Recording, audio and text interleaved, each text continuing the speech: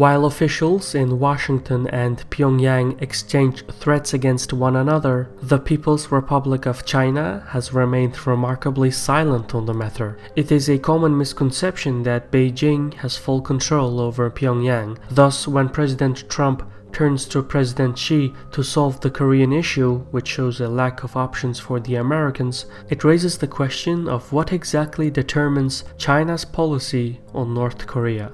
My name is Shirvan and welcome to Caspian Report.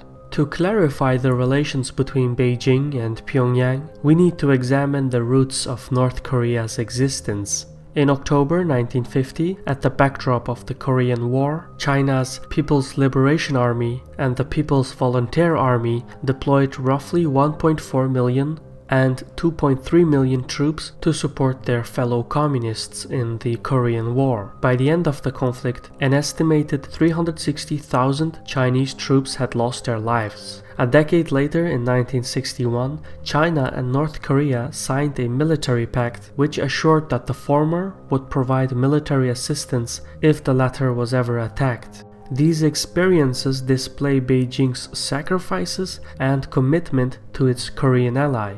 However, relations between the two have not always been met with positive success. A close inspection of China's stance reveals that many policymakers are unhappy with the behavior of the North Koreans. This is perhaps best symbolized in the fact that President Xi of China has never actually met Chairman Kim of North Korea in person. Furthermore, the relations between the two have declined greatly following Kim's purge of high-level pro-Chinese politicians in Pyongyang. The truth is that for China, North Korea serves as a deterrent against American influence in Northeast Asia. Beijing doesn't want the government in Seoul, which is allied with Washington, in control of the Korean peninsula, nor does Beijing want the resumption of hostilities in the area, which would result in a humanitarian catastrophe and create a power vacuum that would invite American intervention. Since both scenarios would diminish the overall security of China, policymakers in Beijing seek to maintain the current status quo. To that end,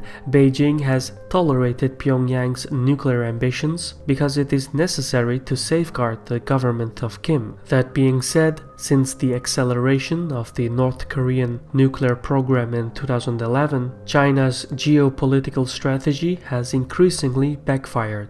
Under these conditions, Chinese officials have been progressively at odds over their Korean policy. More and more policymakers argue that Pyongyang's belligerent actions do not deter but invite American intervention. As such, for many in Beijing, Kim has become a threat to the balance of power in the peninsula. Still, however, the dominant voice in Beijing, led by President Xi, believes that Chairman Kim needs to transform North Korea as China was able to do so under earlier leadership. And the government of Kim has taken active steps by introducing processes for entrepreneurs to bypass the system and register as state companies to operate firms. In a country where managing a business is illegal, this is a groundbreaking reform. However, a complete overhaul of the North Korean economy will require Beijing to incorporate Pyongyang in the Belt and Road Initiative. This approach would eventually change the behavior of Kim's government, but it would take decades to realize, which the United States and its allies do not have. From American perspective, a nuclear-armed North Korea poses a threat to its soil, but also to the unity of the US-based East Asian alliance, which includes Japan, South Korea, and Taiwan. Without this network, American influence in Asia would diminish greatly. President Trump, like the previous administrations, seeks to apply conventional sanctions to dissuade Pyongyang from developing credible ICBM capabilities. This policy has thus far failed because the North Koreans have shown no interest in using their nuclear program as a bargaining chip for diplomatic and economic benefits. Meanwhile, Washington has made it clear that it refuses to engage in dialogue with Pyongyang unless the nuclear program is dismantled. Because of this diplomatic stalemate, the United States has relied on China to apply economic pressure on North Korea, since Beijing is the primary source of financial support for the North. This makes China critical to the success of American economic pressure on North Korea. To gain Beijing's cooperation, the Trump administration has resorted to the stick and carrot policy. In some instances, the United States has played nice, and in other areas, it has shown its teeth. For example, in April 2017, following the meeting of the American and Chinese leadership, the former softened its tone on trade issues with the latter. On the other hand, however, in late June 2017, the Trump administration unveiled new sanctions that targeted Chinese businesses that are accused of smuggling and money laundering for the North Korean government. Among the targeted firms was the Bank of Dadong, the Dalian Global Unity Shipping Company, and the Delta Asia Financial Group. Since the targeted firms have little exposure to the American financial system, it means that the sanctions are more symbolic than practical. A more functional example of American pressure on China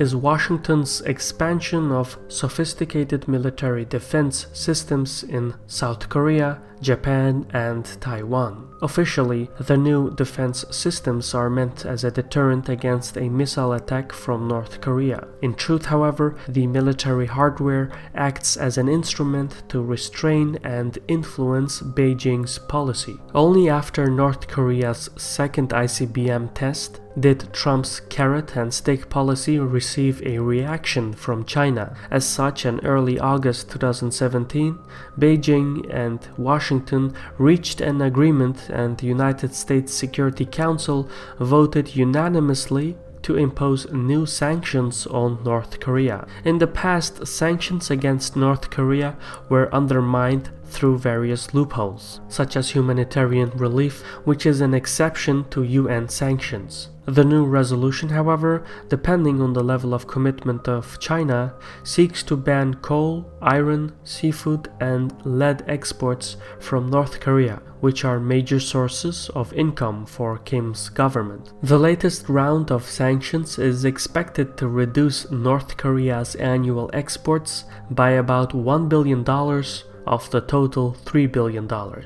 The reduction of export revenues by a third will severely damage the North Korean economy, but be that as it may, like the previous sanctions, conventional penalties are likely to fail because Beijing will only apply enough pressure on Pyongyang to prevent a unilateral intervention by Washington, but not so much that it cuts off North Korea's economic lifeline. For geopolitical reasons, China must preserve the territorial integrity of North Korea. So when the international community unanimously votes for new sanctions, Beijing plays along and appears to punish Pyongyang. Yet in reality, China does very little to change the situation. For instance, in February 2017, Beijing suspended the import of coal from North Korea, but only after China had reached its annual required coal imports for 2017. What's more is that while China cut its coal imports, trade in other minerals climbed sharply to compensate for the cutbacks. Thus, despite appearances, Beijing actually increased the overall trade with Pyongyang. The exercise of sanctions shows that enforcing the regulations is far more complicated